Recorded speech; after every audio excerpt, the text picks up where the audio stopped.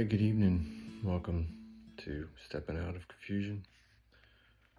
Tonight I'm going to read something that I wrote about a year ago. Came up and just thought it'd be a good thing to talk about tonight.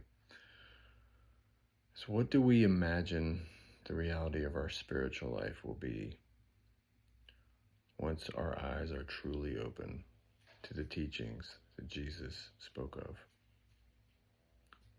The kingdom is within each of us and can be revealed from this belief.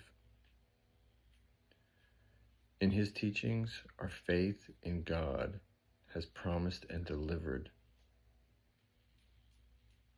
Scripture has recorded all these things in their time.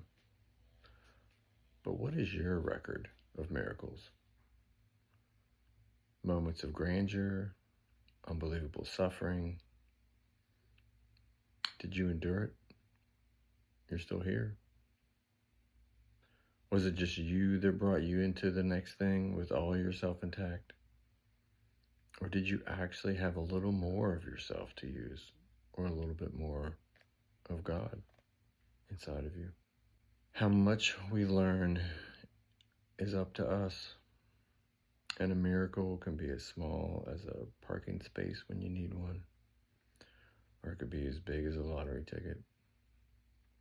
But you know, the cell phone you might be watching this on, that's a miracle. Really.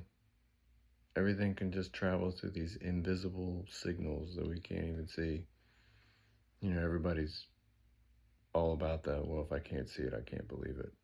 Well, you're holding something that you can't see and you believe it. So why don't you believe in God just because you can't see him? You know, I mean, that's spiritual. Spiritual is something you can't see, but yet you use something every single day you can't see and you believe it. Go figure. You know, the oxygen in your lungs, you can't see it. Where's it come from? We all know it comes from the trees. Who put all that together? You fill in the blank. But we are a miracle. I mean, look at all the functions that happen. You know, the size of a computer that can replicate all the functions that happen in your brain is huge. It's like like the supercomputers that people think are so super. It's like your brain is actually 1 trillion times more of a supercomputer than man has ever made. And who made that? Once you abide in the being that made you, and you really start to use that spiritual power that you have, each one of us has, each one of us has been given it. You know, we think about our heart. You know, science has been able to prove to a degree of why it keeps beating. You know, there's a little, you know, God-made pacemaker that sends the little signal that causes it to contract, but yet it's a muscle that never gets tired. Designed to basically beat for 120 years. I mean, that's just a statistic. I won't go into the science about it, but, you know, who set that thing in motion? It's the most constant thing you possess is your heart and how you use it. Well, there's also a thing called the spiritual heart. And how you use your spiritual heart, you can see it in the way you might look at somebody who's different from you, and you want to judge them because of their color, their creed, their nationality, their beliefs, what they've done to themselves physically. That's your spiritual heart. How do you look at them? Do you look at them with love? Do you look at them with an affection? Let's draw my book. So when you take yourself to the spiritual places that awaken that part of yourself, some of you might meditate, some of you might do yoga, which yoga is not really spiritual. It's physical.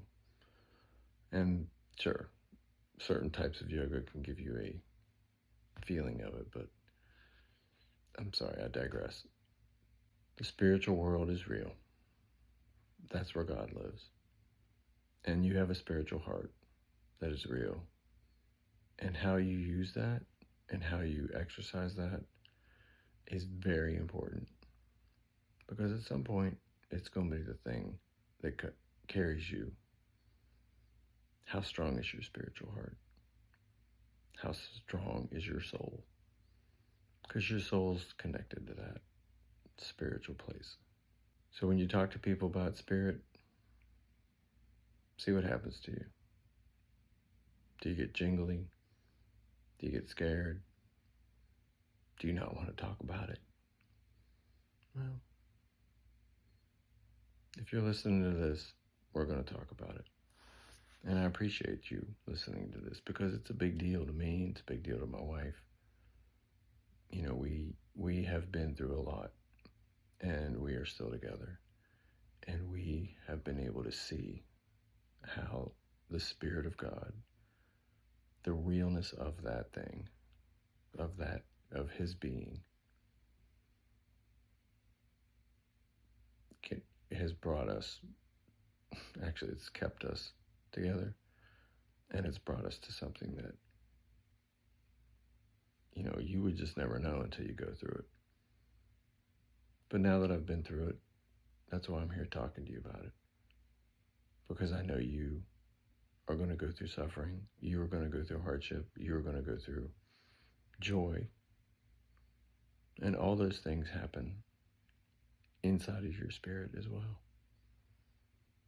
And how you use that and how you project that to other people, it's very important. Look at the record that you have on your miracles. How did they happen? What did you do with the information after you got out of it? And did you share it? Because maybe so, maybe not. All this stuff I'm sharing might help somebody. So if you've got a good miracle, share it with somebody. That's part of the human experience. So, a little bit short, but appreciate y'all being here. And we're just going to keep having this conversation. So, send me something to talk about if you need a subject, or I'm just going to